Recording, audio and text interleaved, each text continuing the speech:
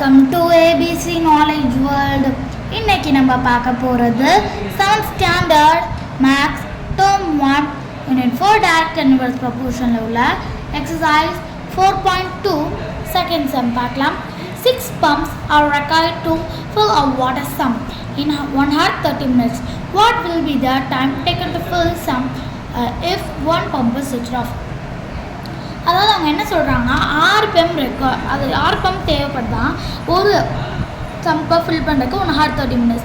அப்போது வந்து எவ்வளோ நேரம் ஆகும் ஒரு பம்ப் சுவிட்ச் ஆஃப் ஆகிடுச்சுன்னா அப்படி கேட்குறாங்க.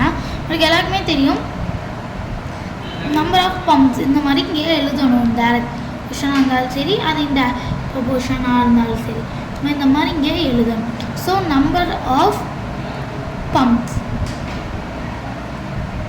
டைம் இப்போது 6 பம்ப்க்கு எவ்வளோ ஆகுதுன்னா 1 hour எவ்வளோ 1 hour is equal to 60 minutes.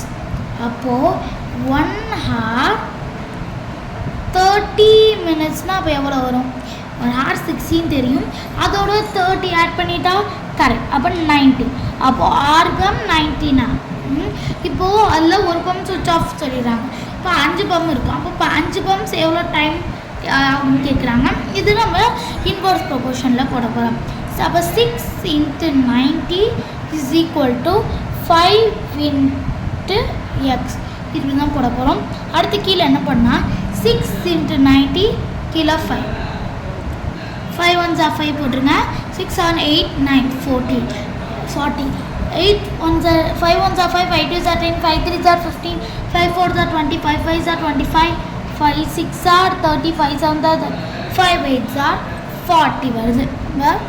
எட் போட்டுங்க. இஸ் ஈக்குவல் டு இங்கே எக்ஸ்னு வந்துச்சா x is equal to 108 minutes. ஓகேங்களா?